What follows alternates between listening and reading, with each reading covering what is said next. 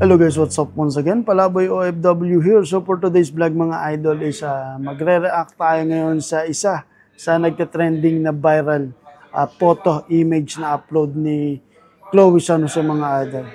So tingnan natin. Kasi may nag-react dito sa photo yung in-upload ni Chloe San Jose na isang basher ni Chloe. So basahin natin mga idol ha. Eto, may nag-post kasi na sinasabi na ano kala ko standy. Shoutout kay Rapi Sam Steel mga idol, nasa likod natin. So, ang sabi rito ng basher ni Chloe San Jose, nasa kanya na lahat ng milyones ni Kaloy, wala pa daw siyang pambili ng bra. Ayan o. Di uso bra, wala po pambili.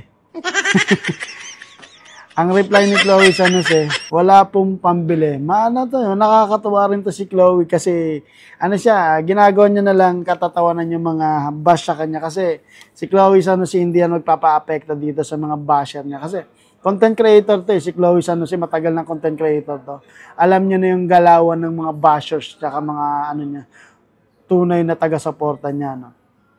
So, kahit anong gawin nyo kay Chloe, hindi nyo siya matitinag kasi content creator yan mga lods.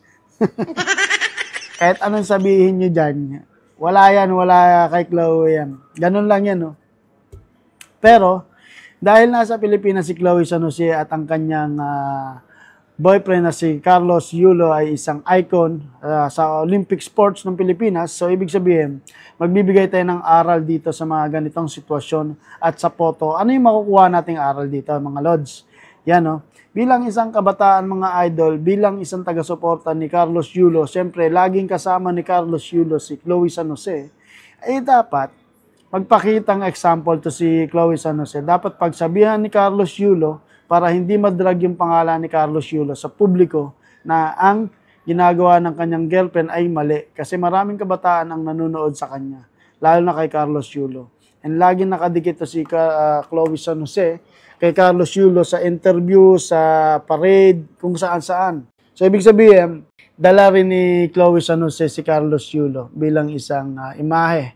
Dapat magbigay example si Chloe San Jose or si Carlos Yulo, sabihan man lang si Chloe San Jose na mali yung ginagawa mo. Pero hindi rin, paano nga pala sasabihin ni Carlos Yulo, si Carlos Yulo yung bata lang ni Chloe San Jose. Si Chloe San Jose siguro yung nagmamando kay Carlos Yulo yung sa mga ganitong trip.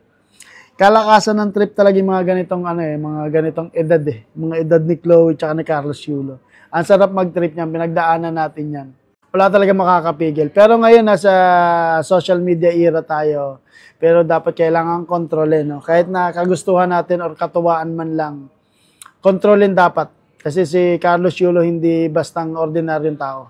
Isa siyang icon sa buong mundo, no? Sa larangan ng sports, particularly sa gymnastics. So, dapat pagsabihan ni Carlos Yulo to si Chloe San Jose dahil maraming bata ang nanonood na magsuot ng bra. Chloe San Jose, please control yourself na magsuot ka or ipakita yung magandang halimbawa bilang isang kabataan. Huwag mong dalhin yung ugali mo from Australia. Actually, hindi ka naman talaga lumaki ng Australia. Pero gusto mo ipamukha yung kultura ng Australia, hindi mo naman talaga sila nire-represent. Gaya ng sinasabi ng mga tao na lumaki sa Australia, mga kababayan natin. Hindi ganyan yung ugali from Australia. So, nasa Pilipinas ka, magpakita ka ng halimbawa dahil si Carlos Yulo ay kasama mo palagi.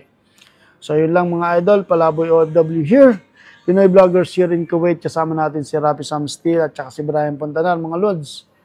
Huwag nyo kalimutan mag-subscribe para mas marami pa tayong video magawa. Alright.